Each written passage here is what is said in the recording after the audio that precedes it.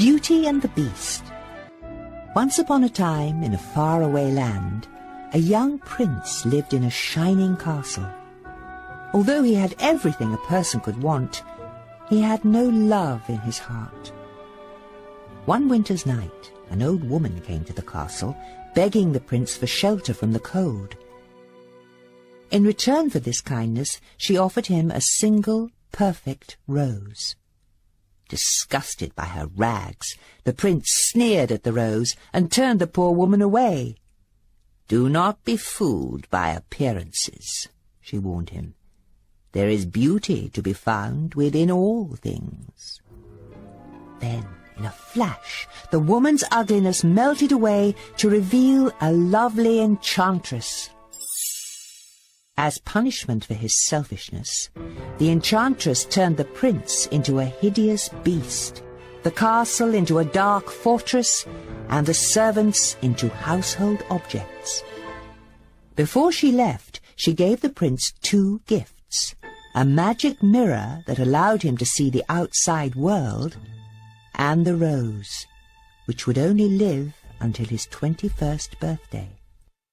If you learn to love another and earn her love in return before the last petal of the rose has fallen, said the enchantress, the spell will be broken. If not, you will remain a beast forever. A few years passed. One day, in a village not far from the castle, a young girl named Belle was crossing the town square. Belle loved to read, and as usual she had her nose in a book. The handsome but conceited Gaston watched her. Gaston admired Belle almost as much as he admired himself. "She is the girl I'm going to marry," he declared. When Belle got home, her father, Maurice, greeted her excitedly. "I've just finished my latest invention," he exclaimed. "I hope it works." "Of course it will," Belle reassured him. "I'm sure it will win first prize at the fair."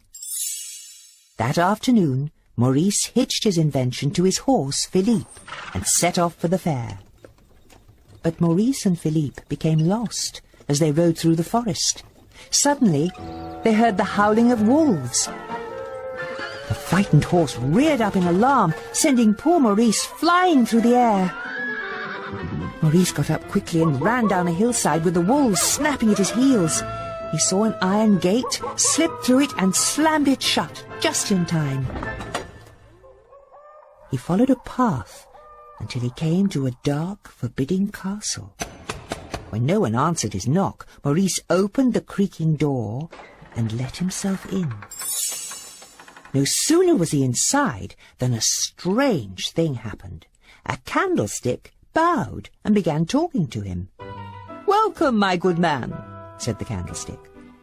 Then a clock stepped out of the shadows and scolded the candlestick. "Lumiere, you know our master said not to let anyone in." "Oh, but now that he's here, Cogsworth," said Mrs. Potts, a talking teapot, "we must be kind to the old gentleman." Her teacup son, Chip, agreed. So they gave Maurice some tea, a bite to eat, and a chair to rest in. Suddenly, a dreadful beast burst into the room. "A stranger!"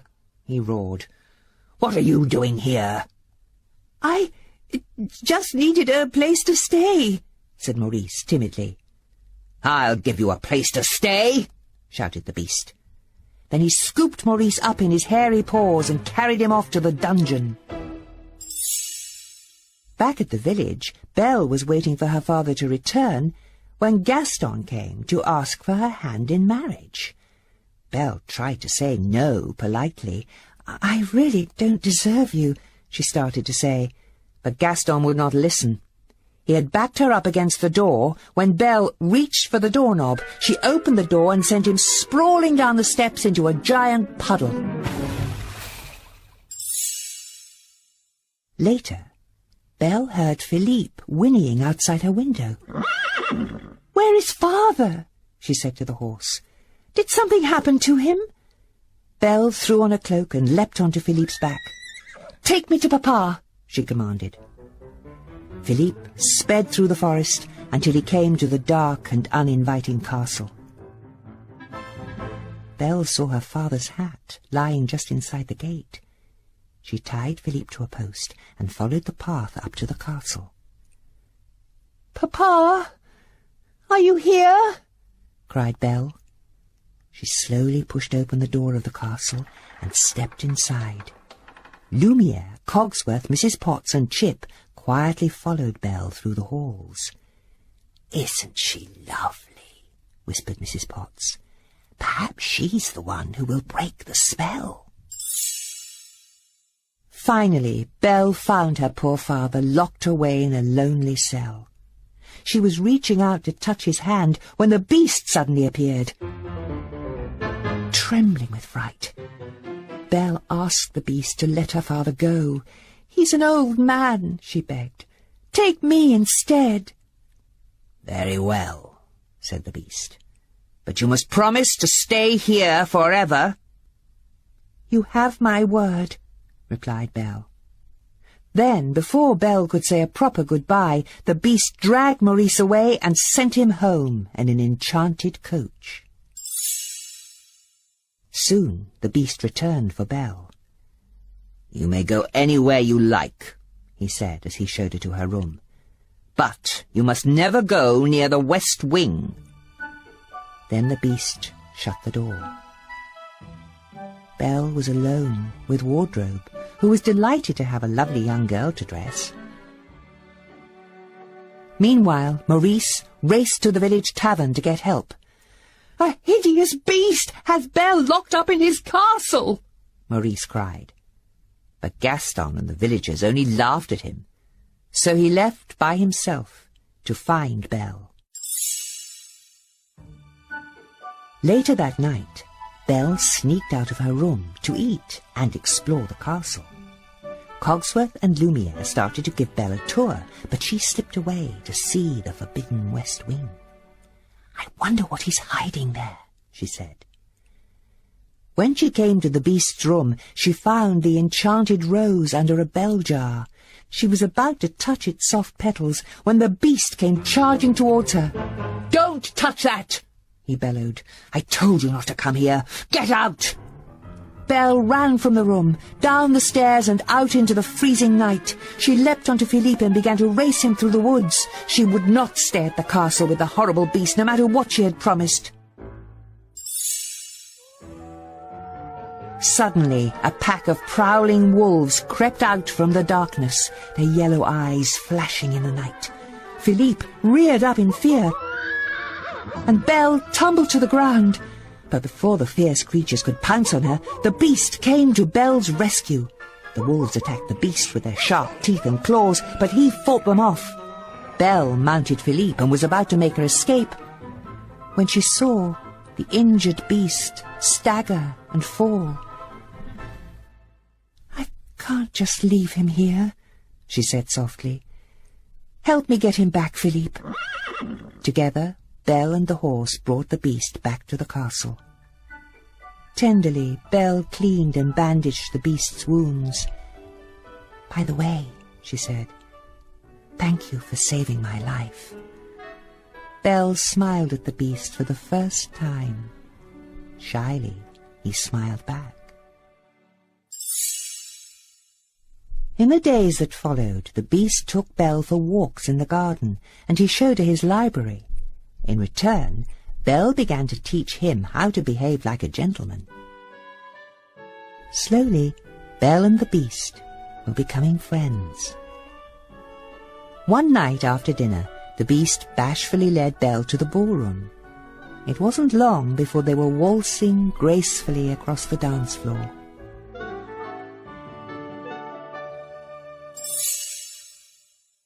"Are you happy here?" the beast asked. "Yes," said Belle. "If only I could see Papa." "There is a way," said the beast, handing her the magic mirror. Belle gasped at the sight of her father, sick and lost in the forest. "You must go to him," said the beast sadly. "Take the mirror with you." Belle found her father, and with the help of Philippe she got him home to bed. Soon Maurice was well again. Not long after, a strange man came to their door.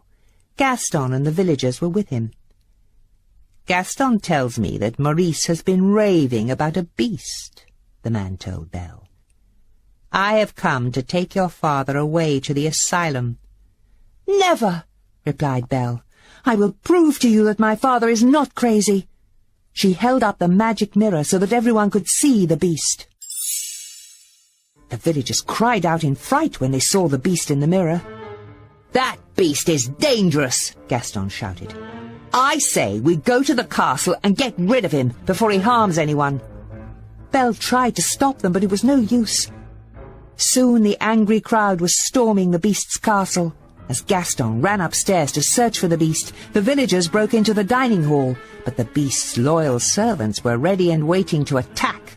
The villagers were no match for the pitchers, clocks, footstools, and brushes. Soon they turned and fled from the castle in defeat. Meanwhile, Gaston had found the beast and chased him onto the roof. "Get up and fight!" Gaston taunted. But ever since Belle had left the castle, the beast had lost interest in living. He didn't want to fight. Gaston raised his club, ready to kill the beast. "No!" Belle cried from below. She raced upstairs. At the sight of her, the beast's spirit returned, and he blocked the club's blow. The beast grabbed Gaston by the neck, but he could no longer find it in his heart to hurt anyone. He released Gaston unharmed. As Belle arrived and embraced the beast, Gaston sneaked up from behind. He stabbed the beast in the back. Roaring in pain, the beast struck out at Gaston. Gaston took a step backward and lost his balance. With a terrible scream, he fell from the roof and was gone forever. The beast took a step toward Belle and then collapsed from his wounds. "At least I got to see you one last time," said the beast. "You're going to be all right," said Belle through her tears. Then she whispered, "I love you." In the beast's room, Lumiere and Cogsworth watched in despair as the rose shed its last petal. But then a sparkling, magical light surrounded the beast. His paws became hands and feet, and the rest of his body was restored to its former handsomeness. Belle looked on in amazement as the beast turned into a prince. One by one, the objects in the household became human again. The spell was broken. The prince and Belle looked into each other's eyes. As they kissed, they knew that they would live